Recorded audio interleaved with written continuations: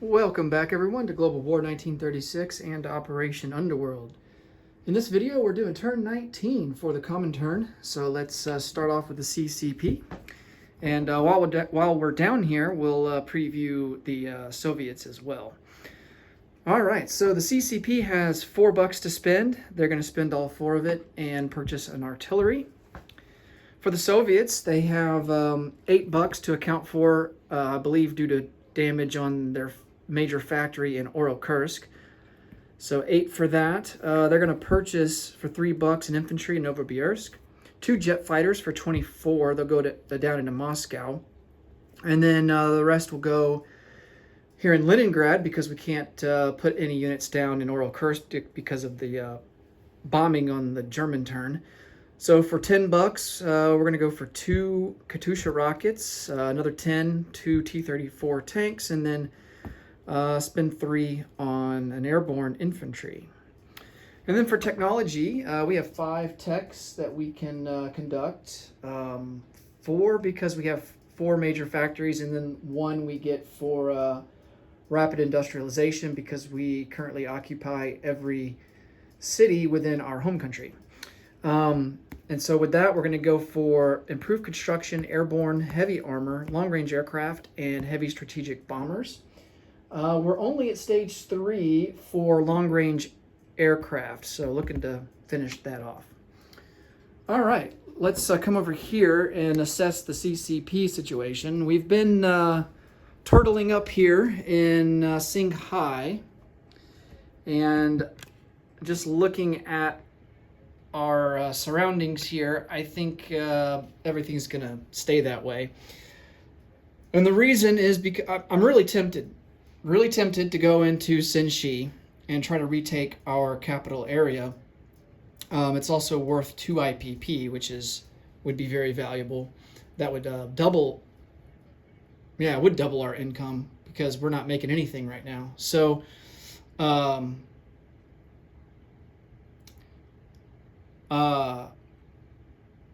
for some reason I was thinking that our base income was 2, but it's not, which is correct. We're actually, we are at 0. So that's why I'm tempted to go into Sinshi, because it's worth something. And I know what it is. I know why I was thinking it would double our incomes, because we get +2 bonus for having the railroad connection here. So yeah, it would double our income. But here's the problem. We've got, on our border with Singhai here, we've got 3 different borders with Japan: Central Mongolia, Suyan, and Sinshi. So, if we do go into Sinshi, obviously we couldn't send everything in. We would have to leave some infantry behind to defend, and Japan could send all their forces in if they wanted to on their turn. And they've got quite a bit here to kind of gang up against us with. So yeah, I don't know if that's really the smartest thing to do. I think we just kind of, just hold up here in Singhai like we've been doing, and hopefully the Russians can come down here from the north with reinforcements and put more pressure on this front to kind of relax this area. The KMT down here, we are at war with them. We had a peace treaty with them. It was very brief earlier in the game, but the KMT has been putting more pressure there on the southern flank. So I don't know how much more pressure they're going to be able to apply, because they're kind of extending themselves a little bit, just as they push further north. And Japan does seem to have a good bit of resistance through in here. So, I think, these units here are just free to kind of do whatever they want. They have a lot of options. They could go up here, focus on the Soviets. They could divert some guys south to focus on the KMT front. But I'm just concerned that if we do take Shinsi, because it is worth 2 IPP, Japan would have more incentive to counterattack and try to take it back. So And I don't think the Soviets up here are in any position to really put any pressure on Japan in the north, so I don't think Japan would really feel the need to concentrate much stuff up there. So I think with all that in mind, we're just going to kind of sit where we're at. We are going to non-combat move this artillery from Xikang into Qinghai. And we will do our recruitment roll, which will be at a 4. And then we can collect our income and call it a turn for the CCP. Okay, so I need a 4 or less here. And it's a 9, so no luck there. And then our 1 unit that we purchased, our artillery, will go into Xikang.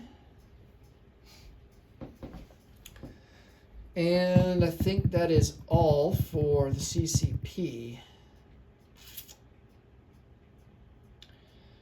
All right, let's move on to, oh yeah, let's collect income. We get $2. We spent all 4 that we had, so we'll have just 2 to spend for next turn.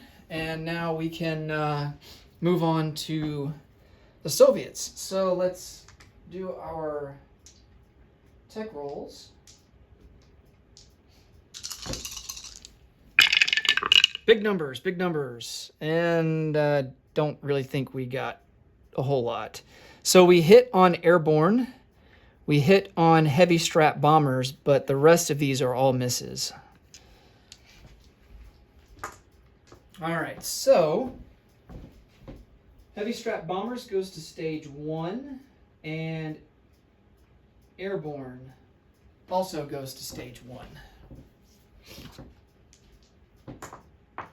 And with how late in the game it is, I don't know really how much good that really does us.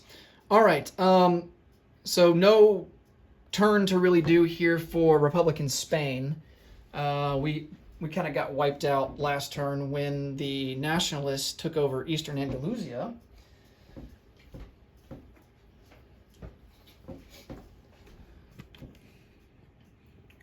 As you can see right here. So this is kind of how it works after the Spanish Civil War is over. Nationalist Spain remains controlled by Germany. They get a recruitment roll, and if you watch the last video, you'll know that it's at a 6 or less.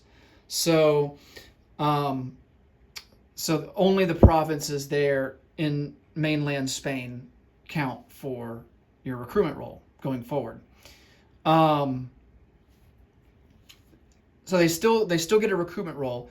If nationalist Spain gets attacked or invaded by either the Soviets or the Allies, all of Spain, all the territories that Spain occupies, and their units become German. So Germany would then, Spain would then align to Germany. So that's kind of how that works. Okay, let's see. Combat moves. Now, let's come over here and kind of assess things. I think our best opportunity for any combat is probably going to be here in Bessarabia. The only downside is that we don't really have a lot of cannon fodder to really just throw away. We've got a lot of high-value units there in southern Ukraine, right here, including a lot of T-34s, advanced mechs, and Katyusha rockets, and just 1 infantry. Now, we could send in an infantry here down to Bessarabia, but that's only 2 infantry. And, if you have to assume, here's the German army that's in Bessarabia right here on this unit card. I can pan over and show it to you right there. So that's like 11 infantry, 5 Tiger tank, 6 Tiger tank. Is that the right? No, that's not the right army. It's this army down here. Excuse me. So right here, 11 infantry, 3 Tiger tanks, 2 tank destroyers, and then 2 advanced mechs. So, you know, these infantry hit, which they have a decent chance of hitting, you know, 4 or less, but the cost, you know, would be high. They would be likely doing damage to very high value units. So, you know, if we were to attack, you know, it would probably only be for 1 round, and then it would be done. I think instead what we need to do is use our Katyusha rockets and use our advanced self-propelled artillery and do some artillery strikes, some attrition attacks, which only last 1 round. The enemy can't return fire. And, you know, we attack at the normal value that we would attack at. So, and I think we have advanced artillery, so that tech might actually enhance our artillery attrition attacks. So it's not like a normal battle where you send all the units in, artillery gets a first strike. This is artillery bombardment that only lasts 1 round of combat. I think only these special units can perform them. So like regular advanced or a regular self-propelled artillery cannot conduct these attrition attacks, as far as I know. I'm going to consult the rulebook and double check on that. But I know that advanced self-propelled artillery and Katyusha rockets can. So that might be the play instead, maybe try and get some hits on some of these infantry. And I think really the only combat move we're going to make is trying to go into Königsberg here and try to take that out. So we're going to move in 2 Katyusha rockets, a jet fighter, along with 3 infantry, another Katyusha rocket that's here in Polachia will join. We're not going to send in the T-34 tank because tanks get a -2 to their attack. And unfortunately, there's no way to surround Königsberg. So we would have to have a fleet of at least 3 ships to blockade the port, and we don't have that. So, and speaking of which, this fleet submarine is going to come. It's going to unsubmerge and rise up to the surface and do convoy raiding here on the Baltic Sea Line. All right. Of course, it would be dumb of us to go into Warsaw with everything that they've got in there. Much bigger army that is there in Warsaw than in Bessarabia. So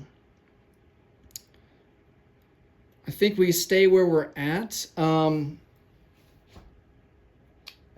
We will move 1 infantry into eastern Poland, and we'll take that for free. It's worth $1.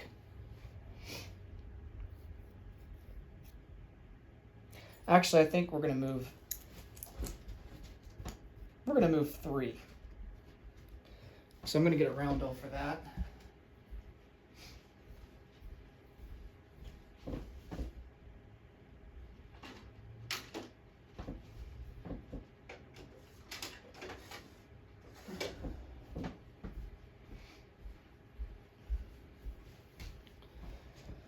All right.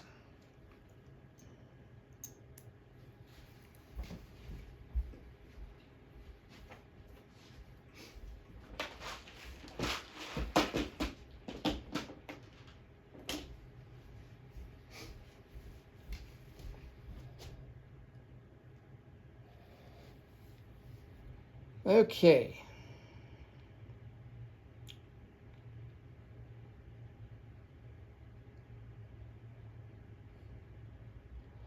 And I think that's going to do it for our combat moves.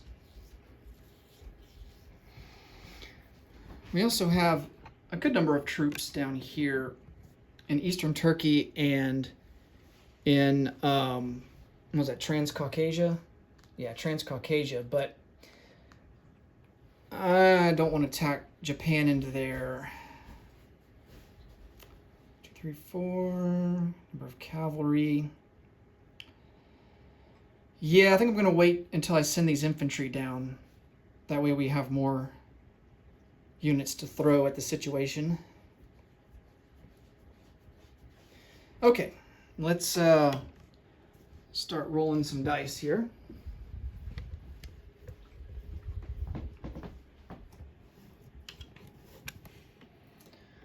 So we'll start out with the convoy rating there in the Baltic Sea. And our fleet sub gets +2 by default.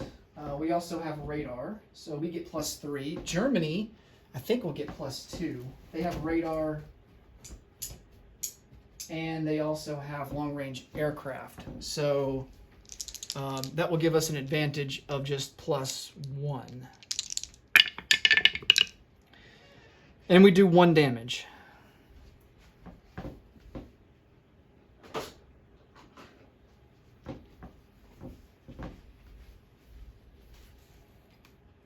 All right.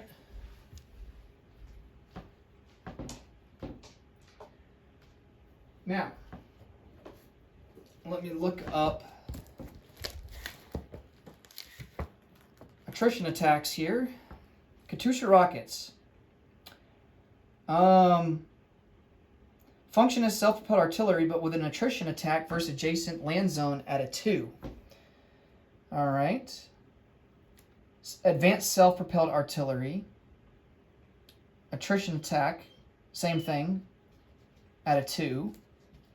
Regular self-propelled artillery cannot do that. Advanced artillery also has the attrition attack ability at a 2. So I think it only lasts for 1 round. So I'm going to double check that. 10.5. Here it is. Fortifications reduce the effect of attrition attacks by 1. Okay, that's good to know.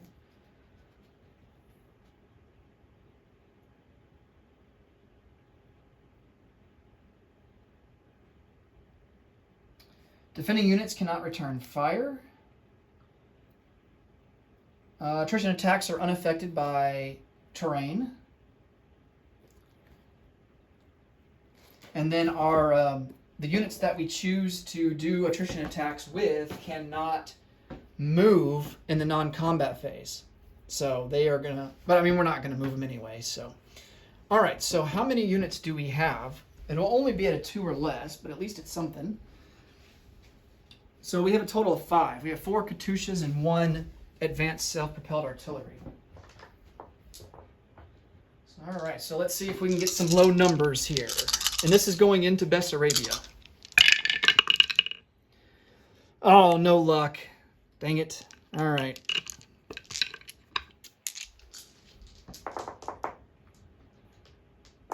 Okay. Next up, we need to resolve Königsberg.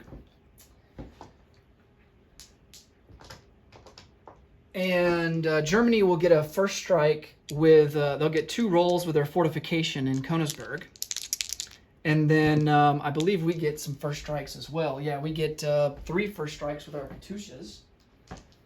And they are going to be at a 5. So all of these dice are going to be at a 5 or less. The Germans miss, and we get 3 hits. Wow. Holy cow. Well, that ends that battle right then and there. Man.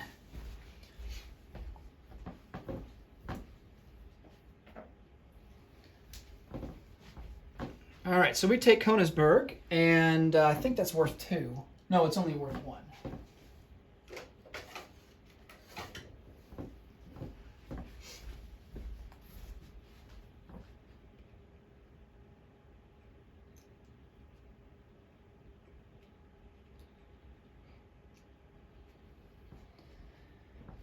All right, so we also took East Poland, so I'm going to move us up 2 total on the board.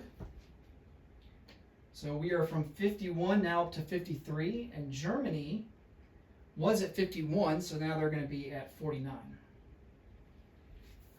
And that may have removed Triumph of Capitalism. I'm going to have to double check and see if the Americans get that strategic objective or not now.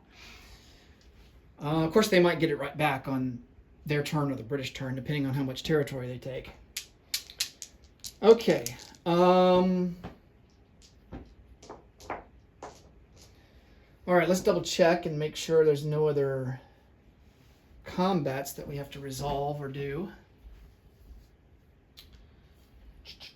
I don't think there is. So let's come over here, do some non-combat. We'll start out here in the east. So one infantry that's in Burayita is going to come back one into Angara, and then we're going to move up all of these infantry from Novosibirsk up one to Angara. So we're going to have a total of 5 infantry and 2 mountain in Ankara.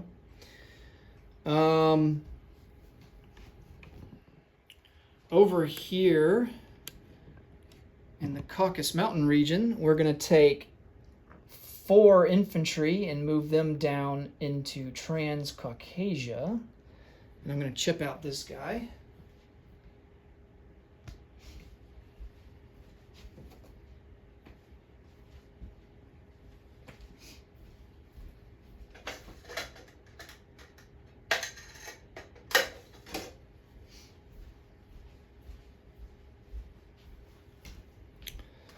All right, so that's 5 infantry in Transcaucasia, 2 militia, and 3 cavalry. Let's see. We're going to use 2 of our strategic rail moves to move these minor factories. One in Tula-Lipetsk will rail to Kiev, back to Kiev, and then the one in Saratov will rail back to Smolensk. That way we can I feel pretty comfortable at this point that we are holding the line, and I'm not as concerned about us losing territory in our home country now. So hopefully we can be able to produce units here closer to the front lines. All right, I'm going to take this militia in Tula-Lipetsk and move him over 1 into Oral-Kursk. These 2 advanced mechs will move 1, 2 into southern Ukraine. I'm going to chip out that guy.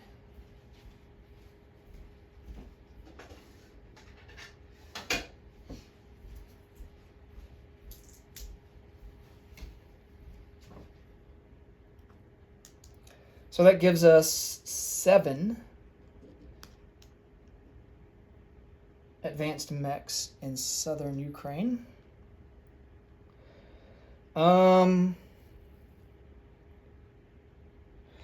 This infantry here in southern Ukraine, I think we're just going to move up to western Ukraine, fortify it just a little bit more.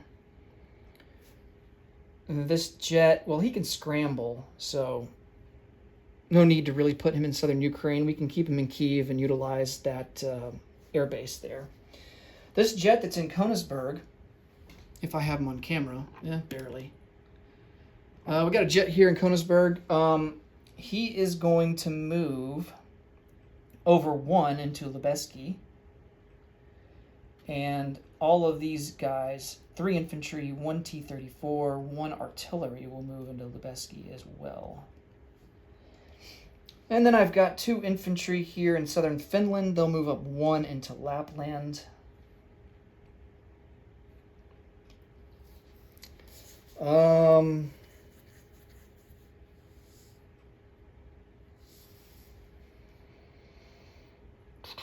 We're going to take this air transport and move him to Kyiv. And then we're going to take another advanced mech. Oh man, do I reinforce these? Do I use these guys and reinforce in Poland or in the Ukraine?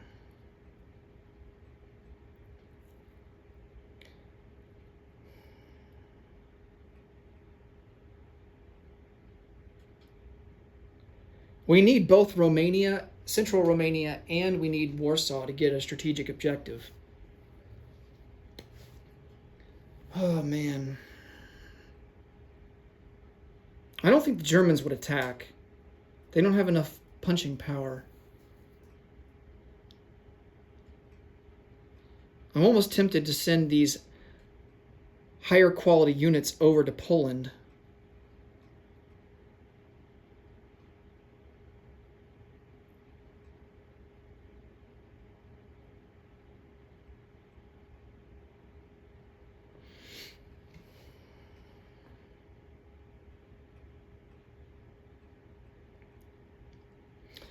Here's what I'm going to do. I'm going to send one advanced self-propelled artillery over into Lubezki.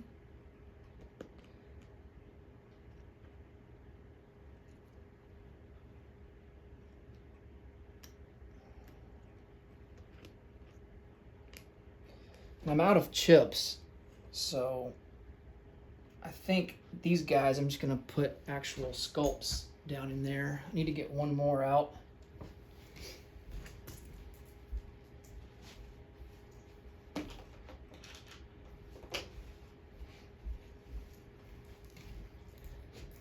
Okay.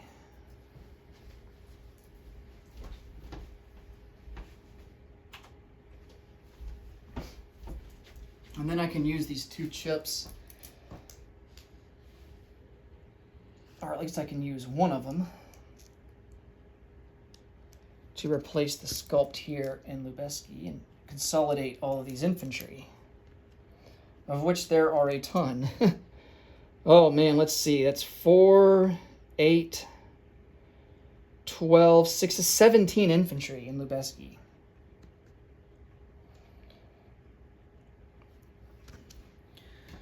All right. Let's see. This other advanced self-propelled artillery will go into southern Ukraine, join that other artillery unit there. This advanced mech will go into Lubezki.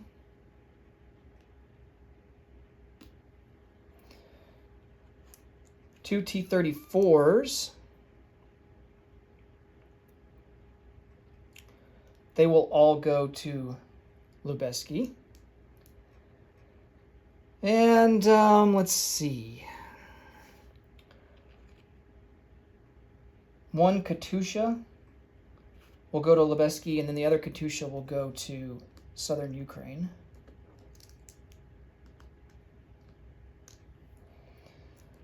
Oh, these two T-34s. I think... yeah, I'm going to put them in Lubezki.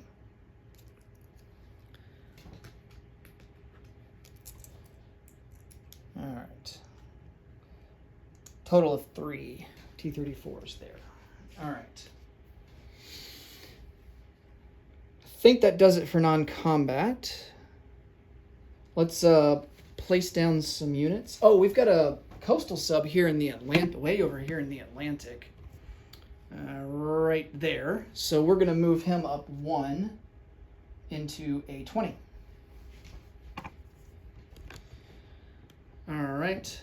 Just trying to get him over to one of the German lines so we can do some more convoy raiding. Now we can place some units.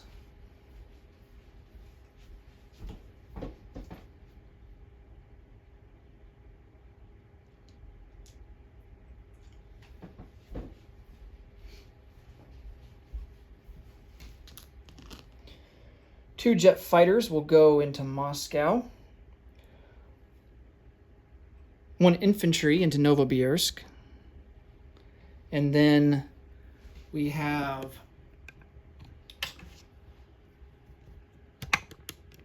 our Leningrad card here. All the rest of these units will go in Leningrad. That includes an airborne infantry, which makes me rethink. This air transport, instead of going to Kyiv, it's going to come up to Leningrad. That just makes more sense. Two T-34s and two Katyushas also go into Leningrad. All right. Let's collect some income.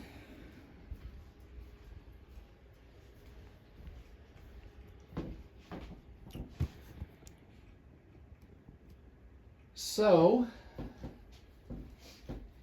we're sitting at a base of 53. We get +3 for propaganda because we have Stalingrad, Moscow, and Leningrad under our control. And we get +2 for Lend-Lease because there's no enemy ships on our Soviet Arctic line. Now, the question I have about that is that still valid since we're at war with the Allies? Because I would assume that that line is only useful as long as you are neutral with the Allies. Because that's how the Allies were able to send Lend-Lease to the Soviets.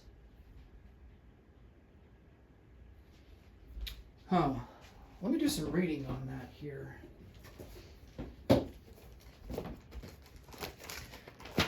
Of course, I'm going off assumption.